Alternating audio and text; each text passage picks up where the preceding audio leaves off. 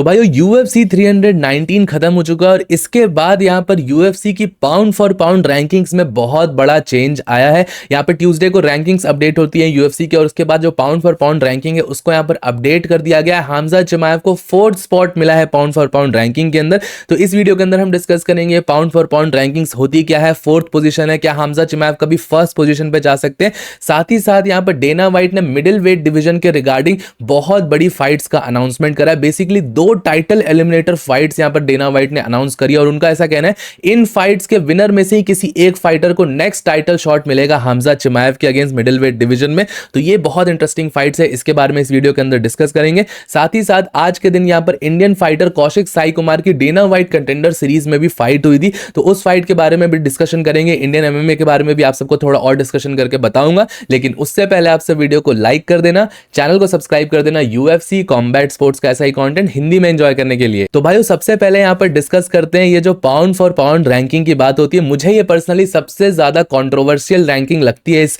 पूरे UFC के अंदर। जिसको नहीं पता है, pound for pound ranking basically वो रैंकिंग होती है जो कि डिसाइड करती है, जो कि एक हाइपोथेटिकली डिसाइड करती है कि UFC का out of all division, out of all fighters, out of all champions सबसे बेस्ट 15 फाइटर्स कौन से हैं। और ये जो मीडिया पर्सनल्स यहां पर UFC के अंदर आते हैं, मीडिया के लोग, ये आपस में मिलकर इस रैंकिंग को डिसाइड करते हैं कि कौन यहां पर 15 बेस्ट फाइटर्स हैं UFC के out of all weight divisions, all fighters, all champions. और इस टाइम पर इस रैंकिंग के नंबर 1 स्पॉट पर इलिया टोपुरिया है, सेकंड पे इस्लाम महाचेव है, थर्ड पे मिराब डोलिशविली और फोर्थ पे यहां पर हमजा चिमाएव को स्पॉट दिया गया है। और भाइयों जिसको नहीं पता उनको बता दूं कि यहां पर जरूरी नहीं है कि कोई फाइटर चैंपियन हो ही तभी उनको यहां पर इसके अंदर स्पॉट मिलता है। बहुत सारे फाइटर्स जो ऐसे भी बहुत डोमिनेंट होते हैं, जैसे हमजा चिमाएव खुद भी इस लिस्ट के यहां पर अंदर टॉप 15 के अंदर था। 14th पोजीशन पे हमजा चिमाएव बिना चैंपियन बने ही था, लेकिन जैसे ही हमजा चिमाएव यहां चैंपियन बना है, पाउंड फॉर पाउंड लिस्ट में यहां पर 10 पॉइंट्स का यहां पर उसको गेन मिला है और 10 पॉइंट्स यहां पर जंप करे और सीधा 4th पोजीशन पर हमजा चिमाएव आ चुका है। और आप सबको पता होगा कि हमजा चिमाएव ने पहले भी इंटरव्यूज के अंदर यह बोला है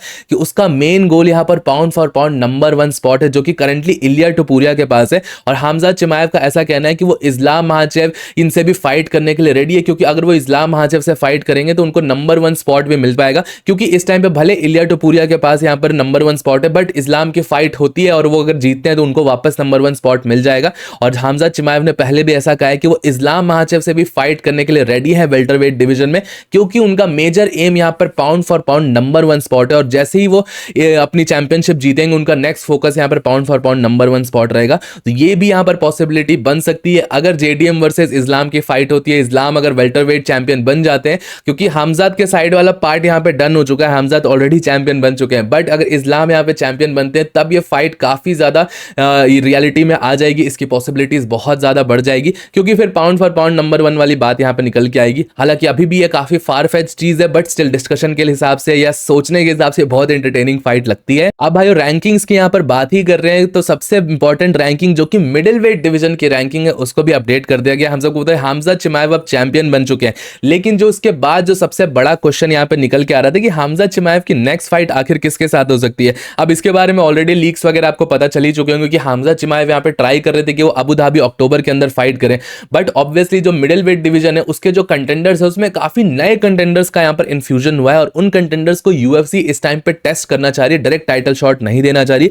क्योंकि हमजा चिमाएव वर्सेस राइनर डिरेडर की फाइट के बारे में बहुत सारी चीजें बोली गई थी। बट कल डेना वाइट ने यहां पर 2 बहुत बड़ी फाइट्स मिडिल वेट डिवीजन में अनाउंस करी है। पहली फाइट यहां पर होने वाली है एंथनी हर्नांडेज वर्सेस राइनर डिरेडर की, अक्टूबर के अंदर ही होगी ये फाइट। और इस फाइट के यहां पर जो विनर होगा उसको पोटेंशियली टाइटल शॉट मिल सकता है। और जो दूसरा कंटेंडर नासरुद्दीन इमामोव और कायो बोहायो के बीच में भी फाइट यहां पर सितंबर 9 को फिक्स कर दी गई है, और इस फाइट के विनर को भी यहां पर एक टाइटल शॉट मिल सकता है। तो बेसिकली ये जो 3 कंटेंडर्स मैंने आप सबको UFC 319 खत्म होने के बाद बताए थे, राइनर डिरेडर, कायो बोहायो और नासरुद्दीन इमामोव, इन तीनों की फाइट्स यहां पर बुक कर दी गई है। और जो भी इन तीनों फाइट्स में से जीतेगा, जो भी यहां पर सबसे स्पेक्टेकुलर फिनिश निकालेगा, सबकी जिसकी विक्ट्री सबसे ज्यादा वैल्यूएबल और काउंटेबल होगी, उसको नेक्स्ट टाइटल शॉट यहां पर हमजा चिमाएव के अगेंस्ट मिल सकता है। अब भाइयों इसी के साथ कहीं ना कहीं ये चीज भी यहां पर फिक्स हो जाती है कि हमजा चिमाएव की फाइट अबू धाबी के अंदर UFC 321 के अंदर नहीं होने वाली, चाहे हमजा चिमाएव की टीम इसको कितना भी ज्यादा पुश कर ले, क्योंकि जो मिडिल वेट डिवीजन के सारे कंटेंडर्स है वो इस टाइम पर बुक्ड है।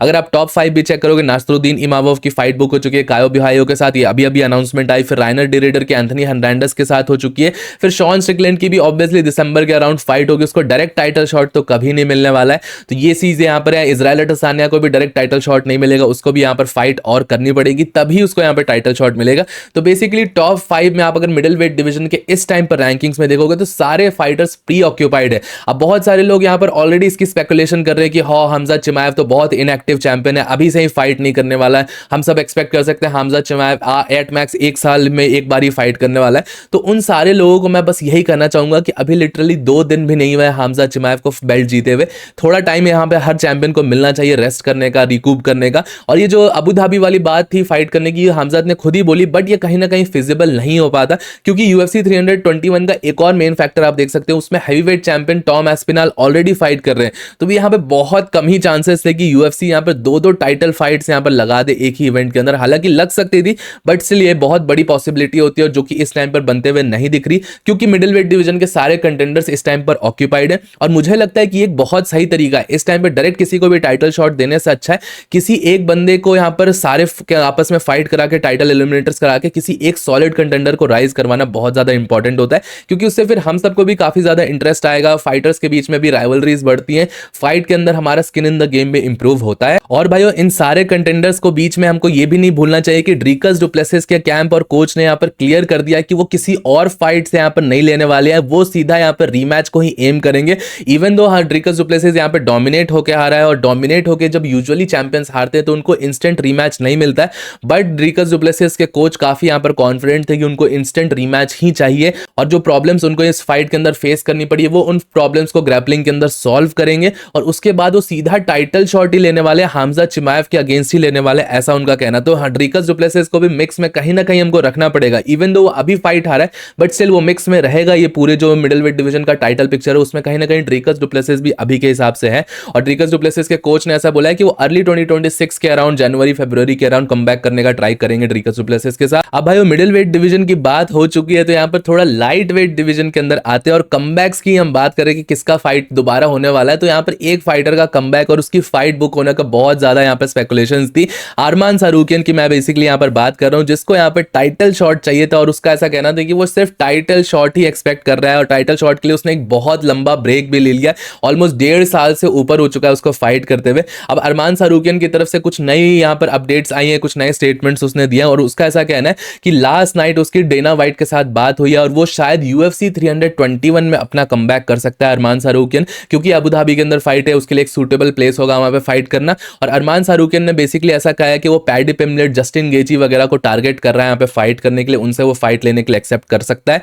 ऐसा अरमान सारूकियन को कहना है। और यहाँ पर कहीं ना कहीं ये चीज यहाँ पर फिक्स हो चुकी है। इलिया टोपुरिया ने जो बोला था कि वो डायरेक्ट टाइटल शॉट तो अरमान सारूकियन को नहीं देने वाला, तो बेसिकली अब अरमान सारूकियन को टाइटल शॉट कहीं ना कहीं अरमान सारूकियन ने भी एक्सेप्ट कर लिया है कि उसको डायरेक्ट टाइटल शॉट नहीं मिलेगा। इवन दो उसने पिछले कुछ वीक में अच्छी खासी हाइप बना ली थी, इलिया टोपुरिया को काफी ज्यादा ट्रोल वगैरह कर रहा था, तो ऐसा एक कहीं ना कहीं पॉसिबिलिटी लग रही थी थोड़ी बहुत कि मिल सकता है टाइटल शॉट, बट उसने यहाँ पर खुद ही स्टेटमेंट दिया कि डेना वाइट ने यहाँ पर जस्टिन गेची, पैडी पिमलेट वगैरह का नाम प्रपोज किया उसके साथ फाइट करने का, और UFC 321 में प्रोबेबली यहाँ पर अरमान सारूकियन की फाइट हो सकती है। अब भाई यही चीज मैं 1 महीने पहले भी यहाँ पर यही बोल रहा था कि अरमान सारूकियन को कब का फाइट कर लेना चाहिए था, जब जुलाई में उसको यहाँ पर मटायस गैमरॉट के अगेंस्ट फाइट दी गई थी, उसी टाइम पर अगर वो फाइट कर लेता तो उसकी जो नंबर 1 कंटेंडर की स्पॉट थी वो और ज्यादा ऑलरेडी सॉलिडिफाई हो चुकी है। और ये कहीं ना कहीं एक काइंड ऑफ आप समझ सकते हो फुलिशनेस ही था कि ये बिलीव करना कि UFC का इवेंट इतनी बुरी तरीके से खराब हो गया अरमान सारूकियन के कारण, सिर्फ 1 दिन पहले उसने पुल आउट कर लिया, इवन दो उसकी गलती नहीं थी बट स्टिल इवेंट तो खराब हुआ ना।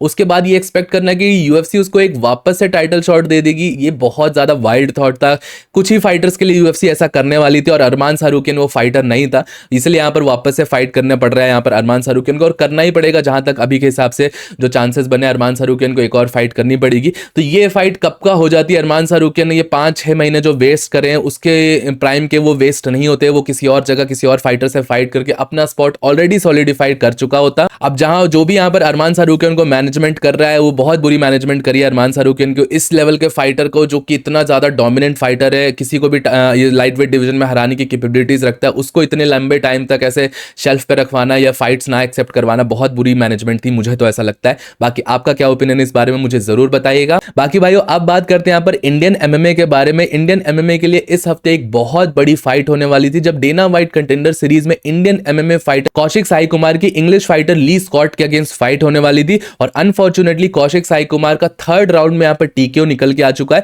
और एक और इंडियन एमएमए को बहुत बड़ा सेटबैक लगा है। 2025 में इंडियन एमएमए का ट्रैक रिकॉर्ड बिल्कुल भी सही नहीं गया। जितनी बड़ी अपॉर्चुनिटीज मिली है इंडियन फाइटर्स को यहाँ पर यूएफसी या इंटरनेशनल इवेंट्स में, मोस्ट ऑफ द अपॉर्चुनिटीज पे इंडियन फाइटर्स ने फॉल्टर करा है। और वंस अगेन यहाँ पे कौशिक साई कुमार थर्ड राउंड में जाके उनका टीकेओ निकल के आया। और इवन दो उन्होंने अच्छा फाइट बैक करा, फर्स्ट राउंड सेकंड राउंड में ग्रैपलिंग वगैरह का ट्राई करा, बट जो लेवल जो डिफरेंस दिखता है फाइटर्स का, अब ओवरऑल में ऐसे बहुत टेक्निकलिटी में नहीं जाऊंगा। ऑब्वियसली इंडियन फाइटर हार गया, कुछ ज्यादा बताने के लिए है नहीं है, कुछ एक्सक्यूज देने के लिए नहीं है। बट अब ओवरऑल एक्सप्लिसिटली अगर दोनों फाइटर्स की स्किल्स को चेक करोगे तो स्किल गैप बहुत ज्यादा दिखता है। Even though Indian fighters ground game पे फोकस करते हैं, बट स्ट्राइकिंग भी थोड़ी बहुत करनी पड़ेगी, स्ट्राइकिंग को भी मिक्सअप करना पड़ेगा। एमएमए है, इसमें स्पोर्टिंग को मिक्सअप करना पड़ेगा। यहाँ पर एक स्किल के ऊपर आप डेफिनेटली एक स्किल के ऊपर जा सकते हो, आप हमजा जैसी डोमिनेंस लेके आओगे तो आप एक स्किल के ऊपर भी जा सकते हो, बट जो ये लेवल है इसके अंदर आप सबको मिक्स करके रखना पड़ेगा। और इंडियन फाइटर्स के यहाँ पर स्ट्राइकिंग वगैरह बहुत ज्यादा वीक दिखती है।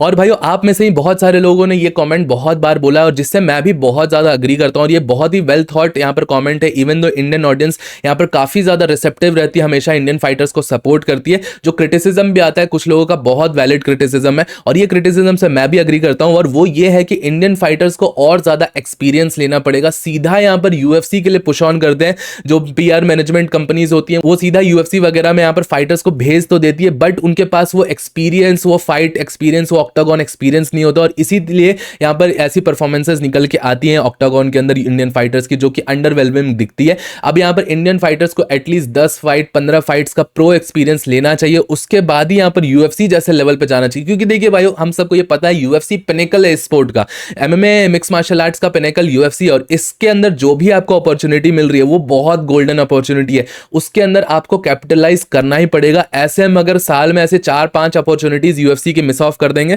तो बहुत बुरी तरीके से इंडियन एमएमए पीछे चला जाएगा यहाँ पर ग्रोथ के अंदर। आप देख सकते हो अंशुल जुबली की फाइट का लॉस हुआ, पूजा तोमर की फाइट का लॉस हुआ, अल्टीमेट फाइटर में अंशियान मेमन हार गए, अभी यहाँ पर आप देख सकते हो डेना वाइट कंटेंडर सीरीज में कौशिक साई कुमार हार गए। तो 4 बड़ी अपॉर्चुनिटीज यहाँ पर इंडियन एमएमए ने लूज आउट करी है इस साल 2025 अलोन में। अब ये चीज बिल्कुल भी नहीं बोली जा सकती कि अपॉर्चुनिटीज नहीं आ रही है या यूएफसी यहाँ पर बिल्कुल भी ध्यान नहीं दे रहा है इंडियन मार्केट के ऊपर। यूएफसी पूरा ट्राई कर रहा है, यूएफसी अपनी टाइप से सारी जगह पे इंडियन फाइटर्स को इंक्लूड करने का ट्राई कर रहा है, बट ये इंडियन फाइटर्स इस टाइम पे तो नहीं लिव अप कर पा रहे जो यूएफसी के एक्सपेक्टेशंस है या जो यूएफसी के स्टैंडर्ड्स है। ये एक हार्श रियलिटी है, ब्रूटल रियलिटी है, थोड़ा हार्श भी साउंड करेगा, बट स्टिल इंडियन फाइटर्स को अपना लेवल बहुत ज्यादा एलिवेट करना पड़ेगा, तभी वो गैप क्लोज कर पाएंगे जो रशियन एमएमए फाइटर्स लेके आते हैं, जो European MMA fighters, American MMA fighter, Brazilian MMA fighters जो गैप लेके आते हैं, जो लेवल शो करते हैं, वो गैप को अगर क्लोज करना है तो इंडियन एमएमए फाइटर्स को अब ब्रेस अप करना पड़ेगा। बाकी भाई क्रिटिसिज्म अपनी तरफ है, बट मुझे स्टिल पता है कि अपने जो फाइटर्स जा रहे हैं वो अपनी तरफ से बेस्ट परफॉर्म कर रहे हैं, और मुझे पता है कि चीजें चेंज होंगी,